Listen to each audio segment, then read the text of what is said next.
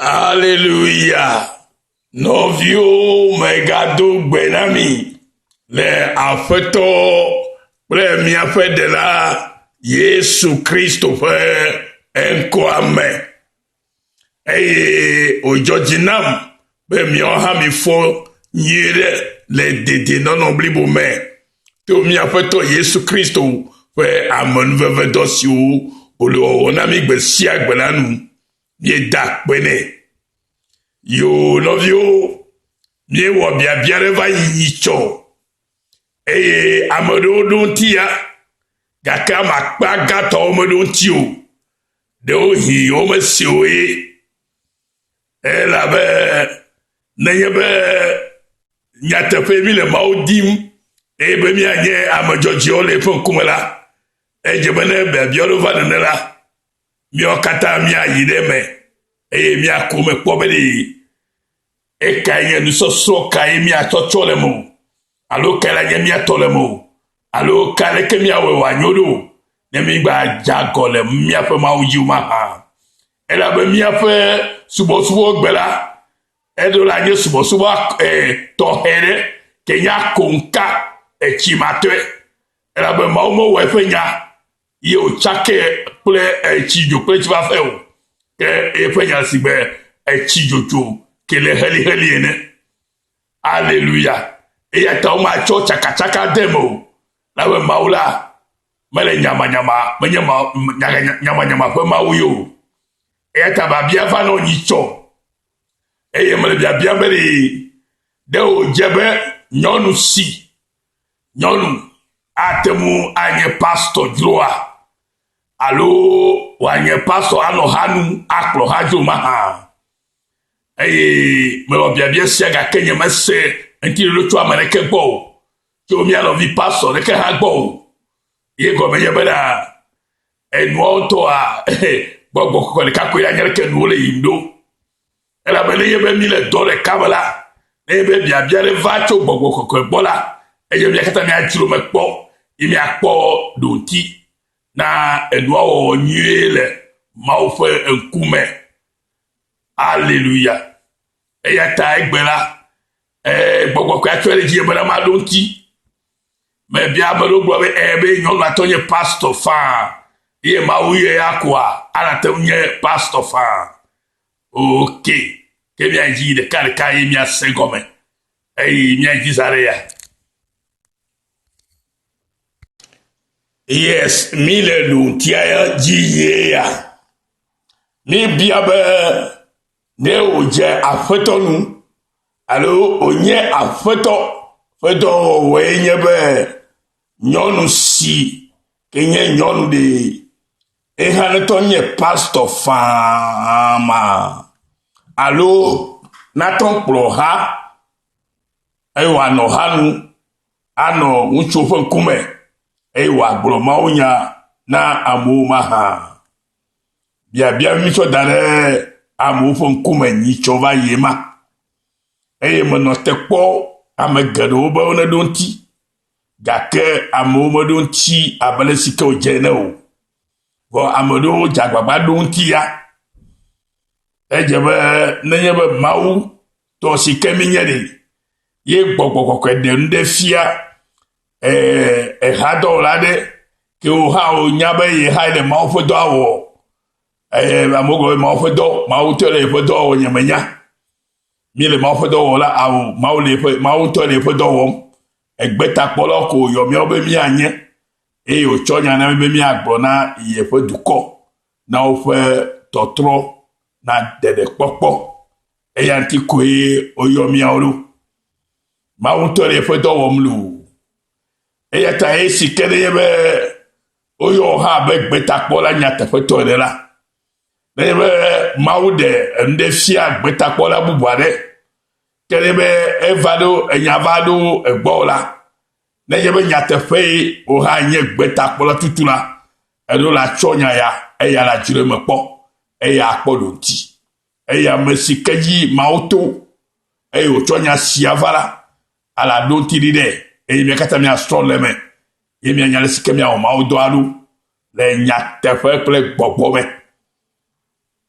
eya ta ye me bia beli de o jema onu be nyonu hari na nye pastor maha alo na nye enu ya hakpro la maha bia ya mi bia ya voilà do tia no afima don tia me di mi ahle nu le bible amen enya ma o fanya le bible amen afi le Yoel fagba le tave kukuya blavo nyimela English renami bana the day of the Lord and afterward I will pour out my spirit on all the people. Your sons and daughters will prophesy. Your old men will dream dreams. Your young men will see visions. Joël chapitre 2, verset 28. Et si nous prenons cela en français, après cela, je répandrai mon esprit sur toute chair. Les sios megbela, ma konyek bobodem ki lokataji. Vos fils et vos filles prophétiseront. Et mi a fait un vieux clair, mi a fait un viola, ou la glognadi. Vos vieillards auront des songes. Et mi a ametishiola, ou la coudre. Et vos jeunes gens des visions. Et des kakola, ou la por untegao. Alléluia. Nene mo ngbo la fi manami. O mo ngbo la fi ba bena nyonu la nye e pastor alo la pro ha la fi ma o. Nyonu la temo a prophétiser. Lo a gbonya di fa. Nebe ma oto nyu atoji mene bone church ya. E nyonu la gbonya di ba pastor ma u fe gbogbo jejinye. E yo gbona mbena o pastor ya la.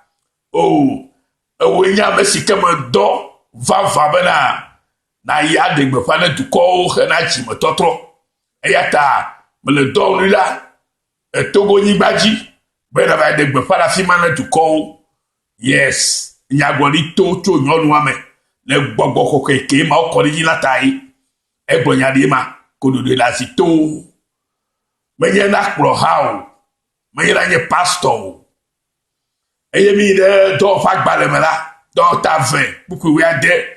Mais c'est ici ce qui a été dit par le prophète Joël. Dans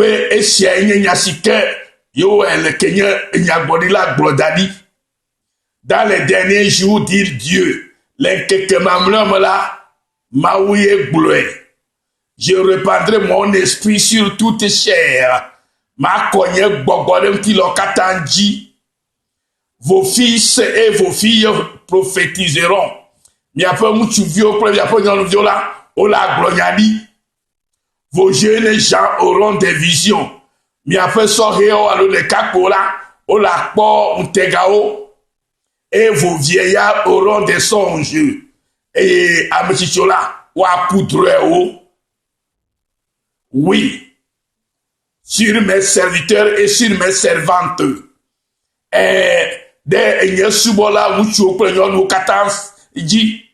Dans ces jours-là, je répandrai de mon esprit et ils prophétiseront. Et à quoi il faut que je dise quelque chose, mais on va gloriadi, on va gloriadi et nyabodi fait nous n'ana la non aussi fan les church yame. Gakela o matoma non, nye pastor allo et hakpro là. Bible avec la mina fi male nya omi le la mo o alléluia e ya ta o je mi akpo no o le kokonyenye me e mi agbro le sike o jero alléluia mi asela fi ma mi ejira patogoa amen azonemi ilejia etozi afetola fe sededewe afeto fe sededewe nye sia be nyonu sia alo nyonu la ma nye pastor o ma nye hadeke kplola o Miaji, c'est un commandement du Seigneur que la femme ne peut pas être pasteur d'une église ou une dirigeante d'une église ou d'une je ne sais pas quoi. Ma nye kplola le hane ke nu o. Ne me de kole to to fa gba le gban to tawe ne. Buku bla to vo e to ire bla ne amela. Mi agle nu de la fima. Kole to to fe agbale. Ne mi le face gbe me cha cha cha. Ma to le fe gbe me na mi. Car Dieu n'est pas un Dieu de désordre. Alors quoi kole bena. Ela bena mawu menye nyama nyama wo fe mawu o. Alléluia. Car Dieu n'est pas un Dieu de désordre, mais de paix. Mawu, elle a besoin mawu menye nyama nyama wo fe mawu o. Que ntifa fa fe mawu boum. Mawu me no nyama nyama mo. Elu si ke me le teƒe la, me no mawu fe aƒe me o. Yo me do la wele mawu fe aƒe me ha o. Alléluia. Car Dieu n'est pas un Dieu de désordre, mais de paix, comme dans toutes les églises des saints. Alléluia. Elle a besoin maou menye maou nyama maou nyama wo fe maou o que ntifa fa fe maou boum abe ale si wole ame kokko fe rawo kata me enela ame kokko glolo le ame kokko fe habe menye le church o mo be ame kokko fe habe ale dodo lu la ame kokko fe habe la nyama mama do la nani o ne be church de le eye ne nyonu le church akpola etozi nyama fe church eye menye ame kokko fe e haye o gagner la fima o.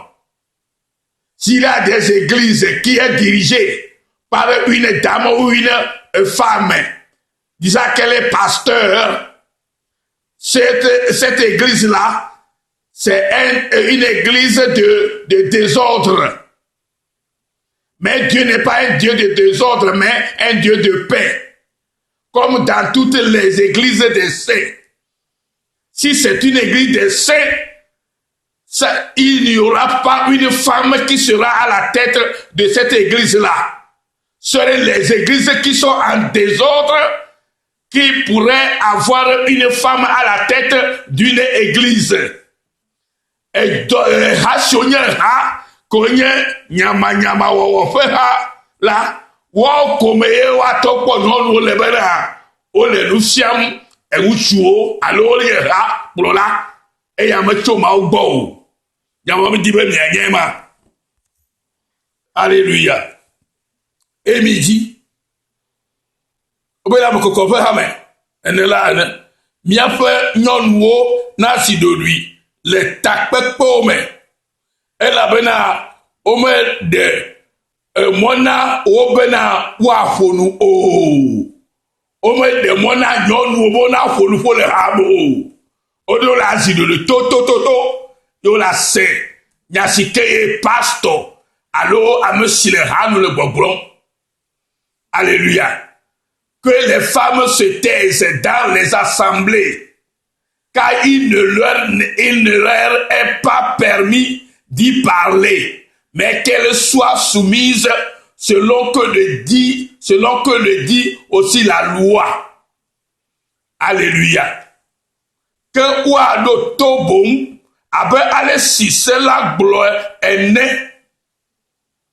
Si elles veulent s'instruire sur quelque chose, qu'elles interrogent leur mari à la maison, car il est malséant à une femme de parler dans l'église.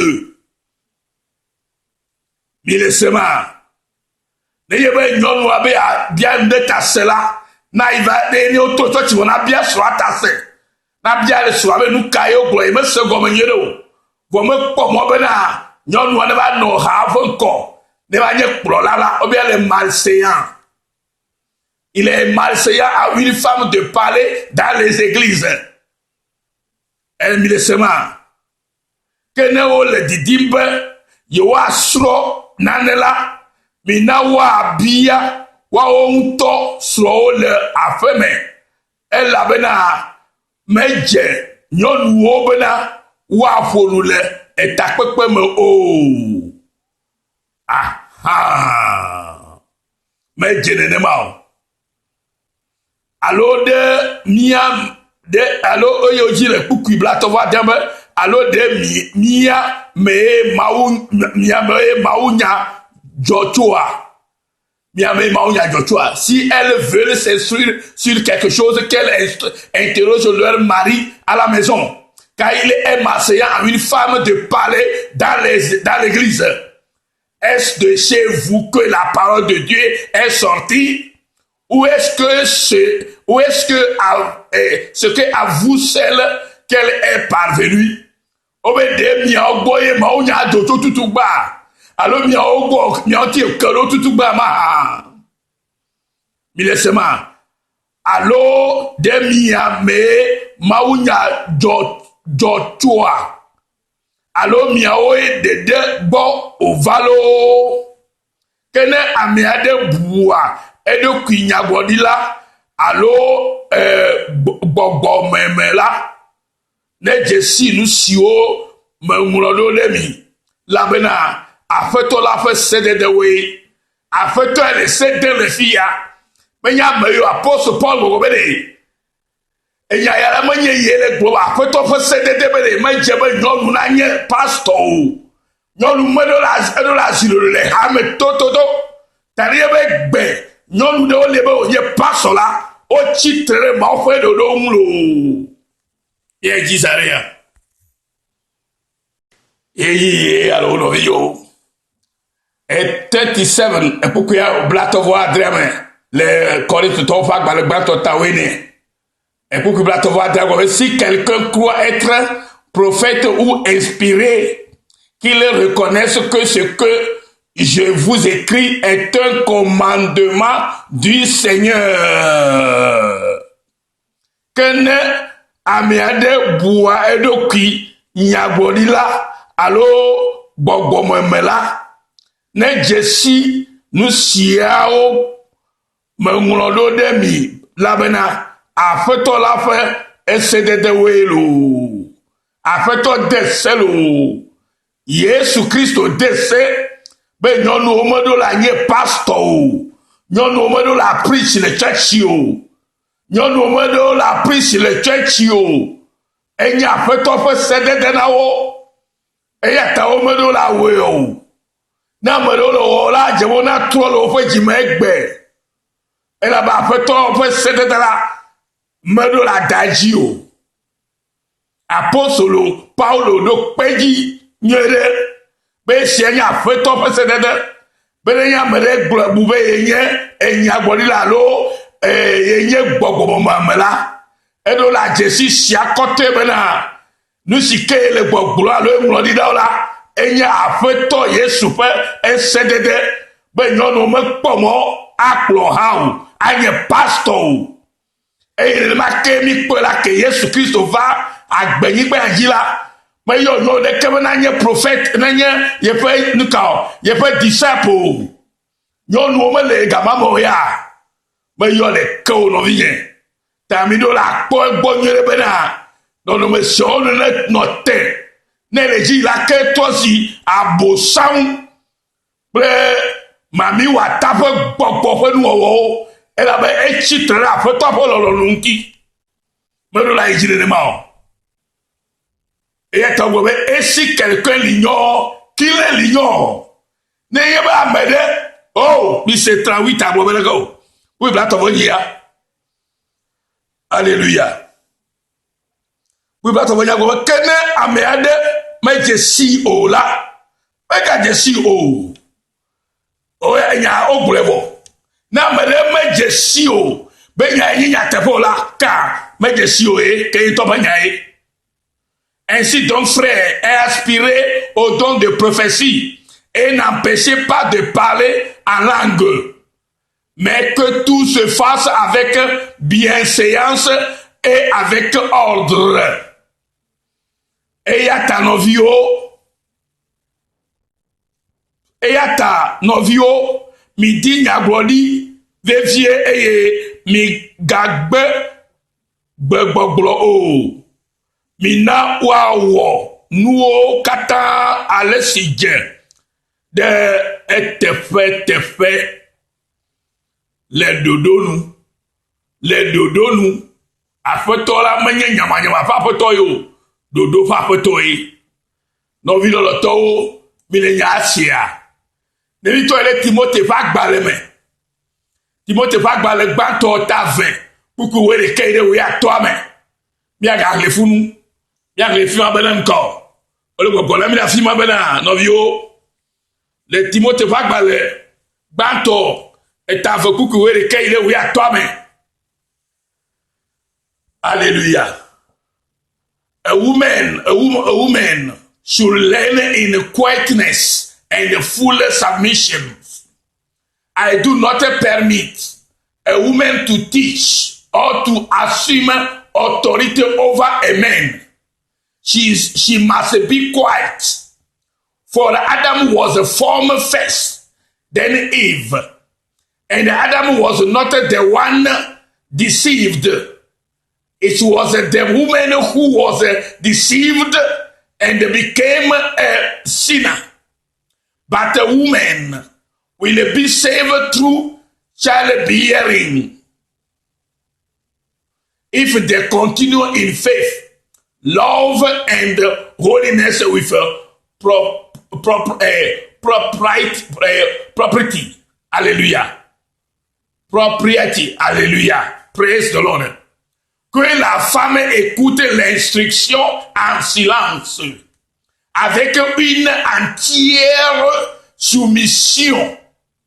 Je ne permets pas à la femme d'enseigner, ni de prendre de l'autorité sur l'homme, mais elle doit demeurer dans le silence. Car Adam a été formé, le premier et Ève ensuite. Et ce n'est pas Adam qui a été séduit, c'est la femme qui, séduite, s'est rendue coupable de transgression. Elle sera néanmoins sauvée en devenant mère si elle persévère avec modestie dans la foi, dans la charité et dans la sainteté. Mais il n'est pas permis à la femme d'enseigner dans les églises, d'être pasteur, d'être une femme pasteur, c'est contre la volonté de Dieu. Et qui te m'offre de loi nous. Et à ta Bible, à le Timothée, pas baléame. Elle est mi benade. Nyɔnu la na srɔ̃ nu le ɖoɖo ezizi me kple tololo katã me ke nyeme ɖe mɔ na nyɔnu be wòafia nu eye wòaɖu ŋutsu dzi o ke boŋ wòalé eɖokui kpoo elabena wome Adam gbã emegbe la Hawa.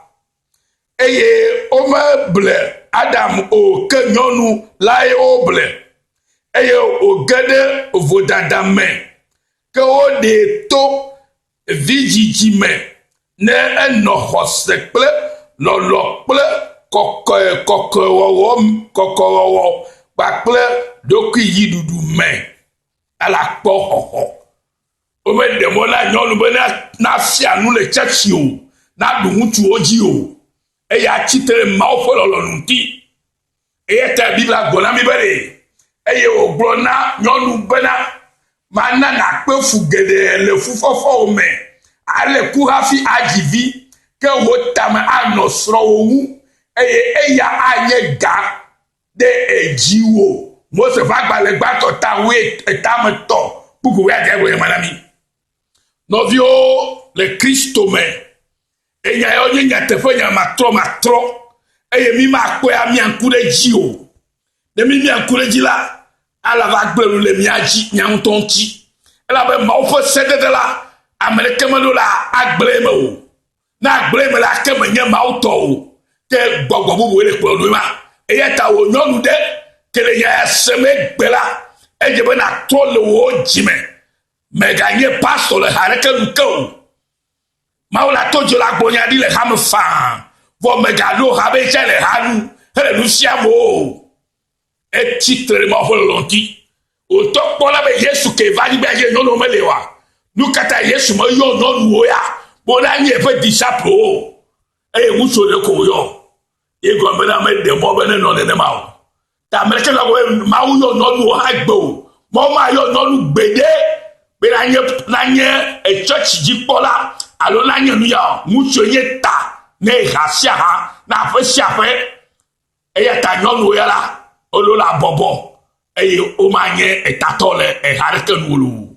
Mawu le ve mia katã nu ne miase nu ya me le gbɔgbɔ me ne dzimetɔtɔ na va na nyɔnu sia nyɔnu siwo gbɔ be wonye pastor wa alo nu ɖewo gbe la wona dzidzɔ nu ma wɔwɔ elabe ne wometrɔ la wole dɔ wɔm na dzomavɔ. Wole dɔ wɔm na dzomavɔ. Mele kuku na mi. Mawu ƒe gbe ɖi. Gbɔgbɔ ɖe sia eye nenema anɔ matrɔ lo. Mawu le yra mi. Mise mia nɔvi Yesu yo. Oyra Mawu lolo. Avɔhilu la ƒe gbe ke mɔtɔ de nu nɛ na mia nɔviwo katã be tɔtɔ na va ne mia katã mianɔ kere le aƒetɔ la me. Eye aƒetɔ be ya le gbagba ɖe mia dzi le Kristo Yesu ƒe ŋkɔme. Na me ɖe be o be ya nɔ la ke na tɔ challenge gbɔ fa. Mawu ƒe nya ye menye nye ye le gblɔ o. Leke Mawu gblɔ la edzi mia wɔ lo. Mawu le ya mi keŋ eye mia gblɔ be eyi za ɖe ye ɖo ti na nya siawo lo le Yesu Kristo ƒe ŋkɔme. Amen. Thank you, Jesus.